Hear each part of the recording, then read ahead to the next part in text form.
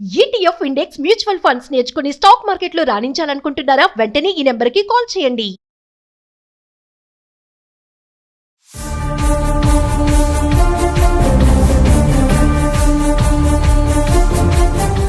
నమస్తే, welcome back to Suman TV. Present మనతో పాటు ఉన్నారు అనలిస్ట్ మందర్ కృష్ణారెడ్డి గారు. నమస్తే సార్. నమస్తే అమ్మా. సార్, గోల్డ్ ప్రైసెస్ గురించి మనం మాట్లాడుకుంటున్నాం. అది చూస్తూ ఉండగానే 1,06,000 అయితే వచ్చేసింది.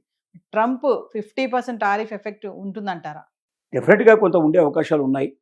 దానికి తోడుగా ఎప్పుడైతే టారిఫ్ ఎఫెక్ట్ బాగా పెరిగిపోయిందో ఫ్లక్చువేషన్ స్టార్ట్ అయిపోయింది విపరీతంగా. స్టాక్ మార్కెట్ అంతా కూడా ఫ్లక్చువేట్ అవుతుంది. 1000 పాయింట్లు, 1300 పాయింట్లు, 700 పాయింట్లు తగ్గిపోవడం, దానివల్ల అతలకుతలం అయిపోయే పరిస్థితి ఏర్పడింది. ఒక్క మన ఇండియాకే కాదు, బ్రెజిల్ లాంటి దేశాలకు, ఇంకా కొన్ని దేశాలకు కూడా టారిఫ్లు విపరీతంగా పెంచేశాడు.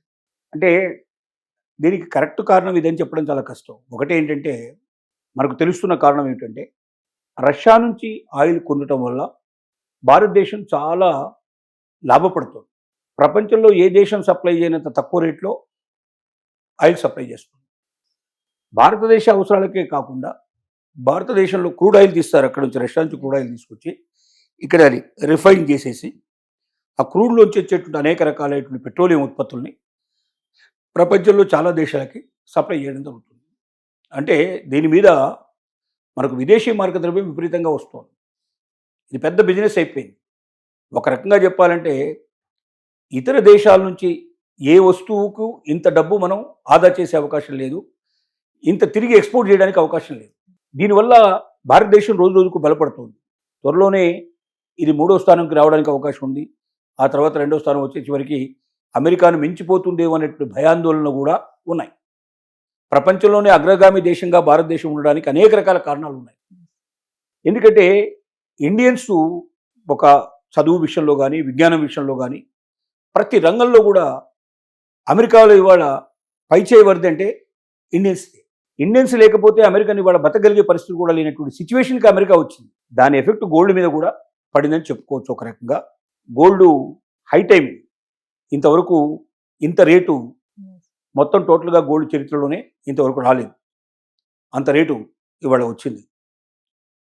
ఇది ఇంతే ఉంటుందా, ఇంకా బాగా పెరిగిపోతుందా అని చెప్పడం చాలా కష్టంతో కూడుకున్న పని. ఇప్పుడు చైనాలో జరుగుతున్నటువంటి ఏదైతే షాంఘై సంబంధించినటువంటి ఒక సమావేశం లోపల అక్కడ 3 దేశాలు కలిశాయి.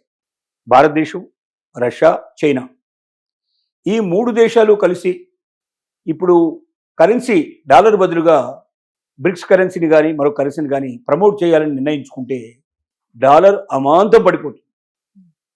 డాలర్ విపరీతంగా పడిపోతే దాని ఎఫెక్ట్ బంగారం మీద ఉండే అవకాశాలు ఉంటాయి. అలాగే ఇప్పుడు ఈ 3 దేశాలు కలిసాయంటే ఆటోమేటిక్గా ట్యాక్సెస్ మొత్తం తగ్గిపోయే అవకాశాలు ఉన్నాయి. ఇంకోటి, అమెరికన్ ప్రెసిడెంట్ ఆరోగ్యం సరిగ్గా లేదు అని వార్తలు అందుతున్నాయి. వైస్ ప్రెసిడెంట్ అవసరమైతే నేనే ప్రెసిడెంట్గా వ్యవహరిస్తానని కూడా ప్రకటించడం జరిగింది, స్టేట్మెంట్ ఇవ్వడం జరిగింది. ఈ కారణాలు కూడా కొంత పనిచేసే అవకాశాలు ఉన్నాయి.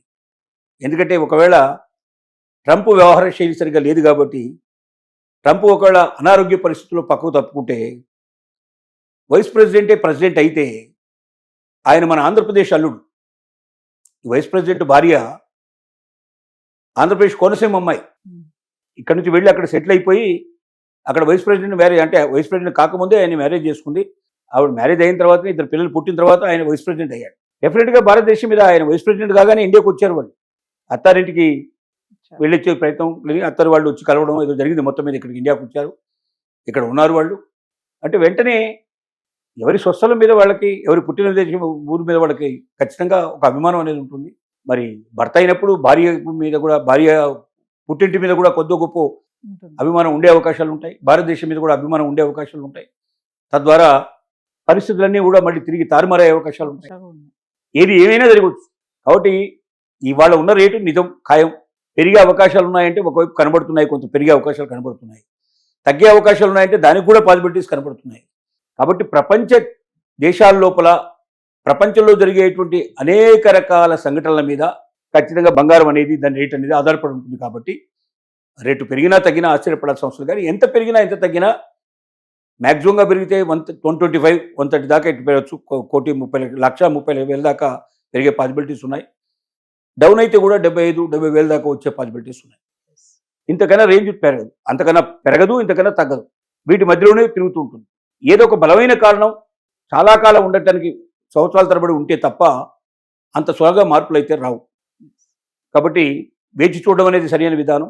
మనం ఎప్పుడు చెప్పినట్టుగానే అప్పు చేసి మాత్రం బంగారం కొనకండి. మీ దగ్గర డబ్బు ఉంటే మాత్రం బంగారాన్ని వదిలిపెట్టకండి, కొనుక్కొని పెట్టుకోండి. బంగారం కన్నా వెండి మీద ఎక్కువగా మీరు ఇన్వెస్ట్ చేయండి. భవిష్యత్తులో మొత్తం బంగారం కన్నా వెండికి విలువ ఎక్కువ ఉంటుంది. ఎందుకంటే వెండిని మనం ఇవాళ వాహనాలు తయారు చేయడంలో ఉపయోగిస్తున్నారు కాబట్టి ఆ పరిశ్రమ, ఆటోమొబైల్ పరిశ్రమ చాలా పెద్ద పరిశ్రమ. ఆ పరిశ్రమలో కోట్ల వెహికల్స్ తయారవుతాయి. ఒక్కొక్క వెహికల్కి సుమారుగా 80 కిలోలు 90 కిలోలు వాడుతున్నారంటే వెండిని కొన్ని కోట్ల వెహికల్స్ వచ్చినప్పుడు ఎంత వెండి కావాల్సి వస్తుంది చూడండి. అంత వెండి నిజంగా కొనుగోలు ప్రారంభమైతే వెండి ధర అమాంతంగా ఇంకా పెరిగిపోతుంది. ఇప్పుడు కొంత పరిశోధన దశలో ఉంది కాబట్టి ఇప్పుడిప్పుడే పెరుగుతుంది దాని యొక్క వాడకం. ఈ పరిశోధన దశ పూర్తయిపోయి వెహికల్స్లో దాన్ని వాడటం వల్ల ఖచ్చితంగా దృఢత ఉంటుంది, ఇంకా ఎక్కువగా మన్నిక ఉంటుంది, అది ఇంకెక్కువ మైలేజ్ వస్తుంది. ఇలాంటి అవకాశాలు ఉన్నాయని చెప్తే మాత్రం ఖచ్చితంగా దాన్ని వాడటం ప్రారంభిస్తారు. అది బాగా వాడినట్టయితే ఖచ్చితంగా వెండి ధర అమాంతంగా పెరిగిపోయే అవకాశాలు ఉన్నాయనేది అర్థం చేసుకోవాల్సిన అవసరం ఉంది. Thank you.